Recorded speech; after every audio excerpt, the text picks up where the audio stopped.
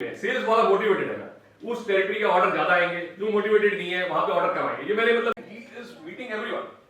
तो मीटिंग्स, आपके जो रिलेशनशिप्स हैं, टॉप लोगों से रिलेशनशिप एक बड़ा पॉजिटिव अप्रोच है, पॉजिटिव एटीट्यूड है, और मुझे पूरा यकीन है अगर हम इस मीटिंग का 10% भी अगर अपने पास ले गए और उसको इम्प्लीमेंट किए, नो डाउट कुछ ना कुछ पॉजिटिव जरूर होगा।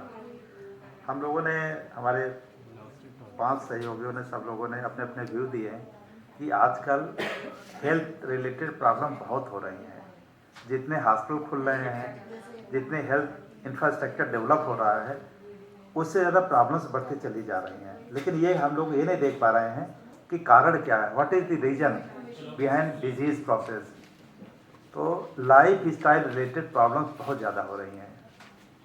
कम उम्र में लोगों को शुगर हो रहा है, बीपी हो रहा है, हार्ट अटैक हो रहा है, डिसेबिलिटी हो रही है, मेंटल प्रॉब्लम्स होती चली जा रही हैं। और लोग कहते हैं समय ऐसा आ गया। क्या समय आ गया? कोई समय जो आज से 20 साल पहले समय था, आज भी वही है। पहले भी खर्चे थे, आज भी वही खर्चे हैं। पहले भी सुविधाएं थी लेकिन इतनी नहीं थी जो मॉडर्न टेक्नोलॉजी, जो शॉर्ट कमिंग आ गई हो। तो उसी से रिलेटेड हम लोगों ने एक प्रोजेक्ट बनाया है कि क्यों ना हम पे एक प्रिवेंटिव मेडिसिन पे काम करें। तो प्रिवेंटिव मेडिसिन पे जैसे कि नेचुरोपैथी, मेडिटेशन, इनका एक हम लोग एक पूरा एंशिएंट थेरेपी का कॉन्सेप्ट ले। तो बहुत बड़ा मैं मानो कि तो आपने बहुत ही मतलब टची पॉइंट आपने कर दिया। बहुत लोगों को ये प्रॉब्लम्स आ रही है, ये तो बहुत ही, तो उसको हम लोग कैसे डेवलप करें, और ये बहुत बड़ी चीज़ नहीं है, कहीं पे भी डेवलप हो सकते हैं। तो उसका एक हम लोग, जैसे मैं बनारस बेस्ड हूँ, तो बनारस में कहते हैं ना कि सब कुछ है।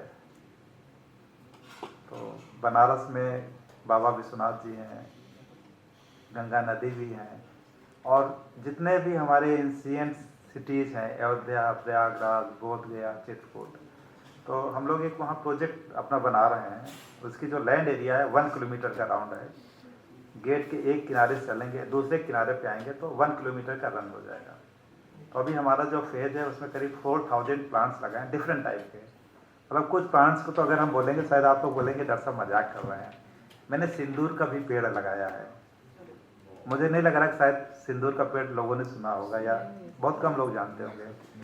जो माताएं माथे पे लगाती हैं, तो सिंदूर का भी पेड़, मतलब डिफरेंट टाइप के प्लांट्स हमने लगाए हैं। तो अब उसको कैसे डेवलप करें, हमारे साथ सारे सहयोगी लोग हैं, उन्होंने अपना अपना व्यू दिया कि कैसे उसको डेवलप करना चाहिए। तो कंस्ट्रक्शन एरिया लगभग हम लोग 50,000 स्क्वायर फीट रख रहे हैं। उसमें से 80 to 100 रूम्स रख रहे हैं। एरिया गुड क्वालिटी, मतलब 500 स्क्वायर फीट का 1 रूम का एरिया होना चाहिए, कम से कम नहीं। ठीक है।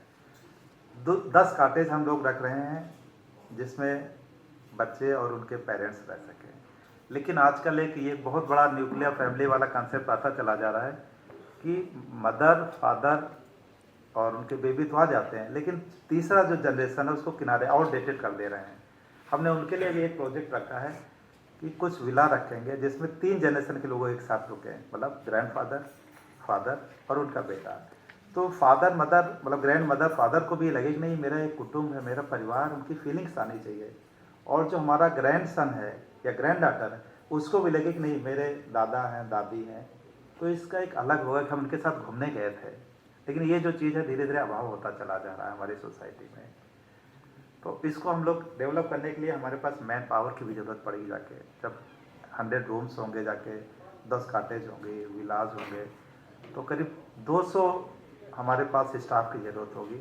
मतलब एक सफाई कर्मी से लेके हायर एंड तक चाहिए, डॉक्टर भी चाहिए, नर्सिंग भी चाहिए, हेल्थ प्रोफेशनल्स भी चाहिए, और एक अच्छा बढ़िया सा टीम लीडर भी चाहिए। तो उनको हम लोग कैसे डेवलप करें, कहाँ कहाँ से लाना पड़ेगा, इसको भी एक हम लोग देखेंगे। फिर तीसरा आया जाके कि क्या क्या मतलब वाइबिलिटी आएगी कि नहीं आएगी। तो जिससे हमने कहा वाइबिलिटी खूब आएगी अगर आप हार्ड वर्किंग हैं, ऑनेस्ट हैं।